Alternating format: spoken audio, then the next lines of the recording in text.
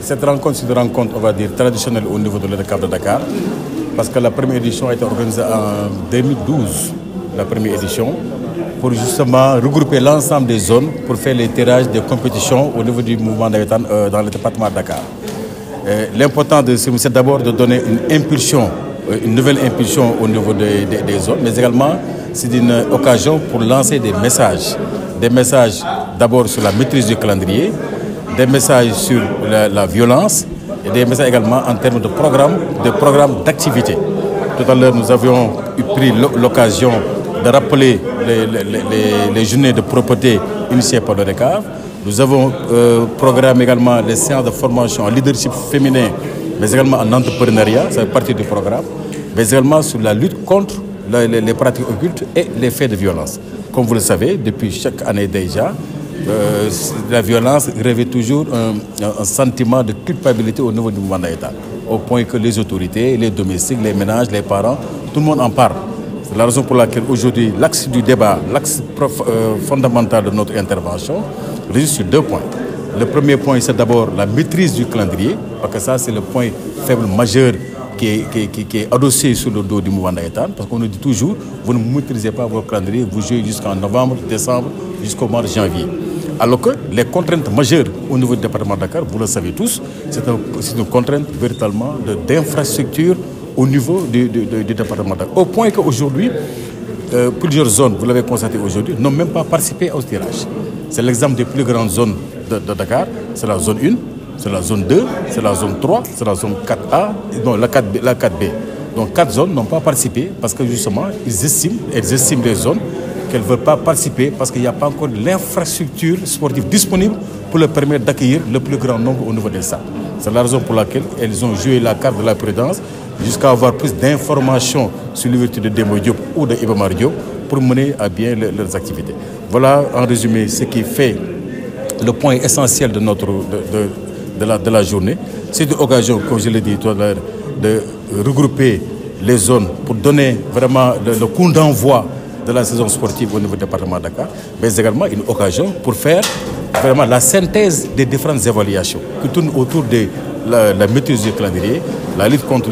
les violences, les pratiques occultes, mais également les programmes de formation, les programmes d'activité au niveau du département de Dakar. Je vais vous dire, en termes déjà d'initiative de fair play, l'ODCAV de Dakar a initié depuis, on va dire, 6-7 ans, ce qu'on appelle les règles obligatoires de fair play et qui sont aujourd'hui inscrites dans le règlement de l'ONCAV. Et c'est sur l'initiative de l'ODCAV de Dakar. C'est d'abord les photos de famille entre les jours. Pourquoi on avait décidé de faire des photos de famille entre les jours avant le cours d'envoi? C'était justement pour que les jours sentent qu'on est dans la joie, on est dans la fraternité. Parce que il y a souvent les incidents dans les stades, etc. Donc c'est d'abord de couper cette branche qui est liée justement à cette attitude sociologique, culturelle, qui fait que le jour, donc ça également, on l'a déjà réglé au niveau des règlements. C'est les poignées de main obligatoires à la fin du match.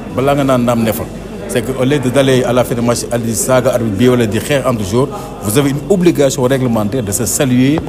au milieu du terrain avec les amis. Comme ça se fait partout dans le monde, hein. On n'a rien inventé. Ça, c'est une obligation qui est émise sur le dos de tous les ASC et que justement les CQRP doivent mettre en application. Ça également, c'est une contrainte aussi. Parce que les CQRP souvent ne le mettent pas trop en application. Mais si les CQRP respectent le règlement à la lettre de l'esprit même des règles du fair play, beaucoup de choses peuvent changer. Ça, c'est le premier aspect. Le deuxième aspect maintenant, sur la violence, etc. Vous savez, il y a ce que les structures de l'ODCAV peuvent faire, les structures du mouvement navétane, il y a également ce que l'autorité publique doit faire. Parce qu'il n'y a aucune zone aussi au Sénégal, aucune structure du football qui peut gérer une sécurité. Ce n'est pas possible. La sécurité émane de l'autorité publique. Maintenant, ce qui manque souvent dans les relations entre l'organisme sportif et l'autorité, c'est la communication. Parce que souvent, l'organisme sportif qui organise souvent n'est pas très en contact avec l'autorité publique pour déterminer l'enjeu sécuritaire autour des matchs. C'est ça qui fait que souvent, quand il y a véritablement violence, c'est toujours le médecin après la mort. C'est des renforts qui viennent après. Alors que les renforts doivent être en amont dans l'organisation. C'est la raison pour laquelle il faut que nous, ce que nous préconisons cette année, et on l'a dit tout à l'heure, c'est les rencontres des comités locaux de développement au niveau des arrondissements, mais également au niveau de la région avec les CRD et les CDD. Ça, c'est un appel que nous lançons au préfet de Dakar pour l'organisation des CDD, qui nous permet d'identifier l'ensemble des contraintes liées à l'organisation des compétitions au niveau départemental, mais également c'est une occasion pour les autorités de l'ODCAV Dakar, les présidents de zone, les membres du bureau, d'exposer auprès de l'autorité l'ensemble des programmes et des initiatives faites par les ASC, faites par les zones, faites par l'ODCAV. Seulement, c'est une revendication, c'est une doléance que nous portons à l'endroit du préfet. Un courrier dans ce sens sera envoyé au préfet dans les prochains jours pour justement l'organisation des CDD, qui est une occasion de parler des aspects sécuritaires, des aspects sportifs et également des programmes d'activité justement des zones et des ODCAV. Parce que souvent, l'autorité n'est pas très au fait des activités au moment du Naïta. Ils pensent que toujours c'est le football, etc., c'est les violences, alors que non. Alors que dans ce cas pareil, les zones, les responsables de l'État ont des programmes extrêmement développés. Aujourd'hui, ils sont mobilisés pour les journées de propriété au niveau national. Demain, ils vont se mobiliser sur d'autres mobilisations sociales pour porter justement ce qui est l'essence même du mouvement Naïta. Ndaje bi dañoo dajale zones yi nekk Sénégal yëpp pour ñu def li nga xam ne moom mooy tirage bu xam mooy joxe compte d'envoi match nawetaan yi au niveau du département de Dakar. Dugguleet nag ñu ngi fàttali yëpp dugguleet parce que ñu ngi koy def depuis 2012 def nañ ko CICES def nañ ko fi nga xam ne mooy Fun City def nañ ko ODCAV def nañ ko fii tey bi mooy 3e fois sax ñu koy def fii. Donc bi may fekk fukk ak ñaar ñoo xam ñu ngi koy organiser loolu lu ñu si jublu dafa tënku si ñaari mbir benn bi joxe code d'envoi compétition yi mais également mu nekk ndaje boo xam ni zone yi dañu fi nekk président responsable nawetaan Dakar yëpp nekk fi ñu mën a waxtaan ci li nga xam ne moo ñu fete ginnaaw mooy li amoon l'année dernière te yi amoon dara yi ñu ci seetlu mooy d'abord maîtrise calendrier bi ñu xam ni suñu calendrier souvent daf ñuy poser problème en termes de maîtrise parce que dañuy jouer finale yi au mois de janvier au mois de décembre et cetera te loolu dafay yàgg par rapport ak ñun suñu essence activité moo tax tey ñu mu toog waxtaan ci loolu benn bi deuxièmement également waxtaan ci xam ni tey ji ñëpp loolu la ñuy waxtaan mooy violence bi te maîtrise calendrier bi moom violence bi ñoo ànd parce que souvent bu ñu maîtrise calendrier bi xamal ni préfet yi def nañ ay arrêté nañ nawetaan telle zone bu ko defee ñu toog ay weer kenn du fubal bu def calendrier moom di gën a allongé wu au point que après autorité duñ xam ni en amont aussi ñoom aussi am nañ ci responsabilité parce que bu amee benn tëll fële rek nga ne préfet bi na arrêté yëf yi ñu arrêté ko ñu topp waxtaan sensibiliser un mois après ñu la war a reprendre forcément dafay am li nga xam ne moom mooy ay gàllankoor si loolu la ñuy ñaan autorités yi aussi ñu jàppale ñu si wàllu violence bi xam nga violence bi tey jii ñun am nañ si wàllu bu ñu def mooy sanction yi lañ mën a def amuñu milice amuñu dara luñ ko mën teg suñu lu dul sanctionné génne ñi nga xam ñoom ñooy ASC yi xam ñoom ñooy ci foot l'année dernière on en a sanctionné au moins 5 ASC génne leen carrément ci affaire yi des suspensions fermes yoo xam ne def nañ ko mais li ci gën a solo aussi que l'autorité mën nañu cee dimbale foofu la ñuy woote defee un appel au préfet mu defal ñu benn CDD comité local comité de développement pour ñu mën a identifier ñun ñëpp acteurs yi li xam ne moom mooy gàllankoor mouvement nawetaan bi pendant une saison si wàllu sécurité bi ci xam ne mooy si wàllu déjà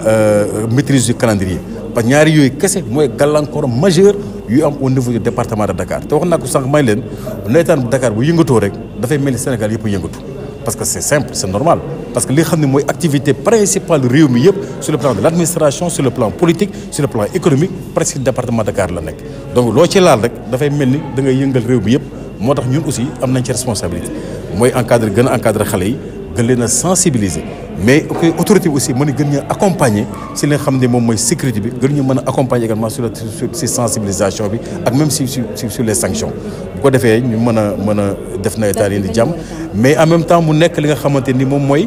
le programme d'activité parce que bu ñu wootee autorité yi aussi ñu bañ a nekk ne leen rek autorité de sécurité parce que dañuy football et cetera déedéet dina nekk occasion que kilifa yi nekk ODCAV wax leen ne leen ñun lii mooy suñu programme d'activité sur le plan de la formation sur le plan socio-économique sur le plan culturel sur le plan de la ak yi nga xam ne mooy entrepreneuriat yooyu yëpp ñu aussi ñu xam ko parce que dañuy yaakaar toujours ni que les activités nawetaan tournent autour uniquement des activités sportives alors que demeewul noonu y a beaucoup d'activités yoo xam ni jeunes yi ñu ngi koy mener au niveau du département dina ba aussi autorités yi xam ko pour dellu soit si li nga wax sànq ñu ngi démarrer le 5 août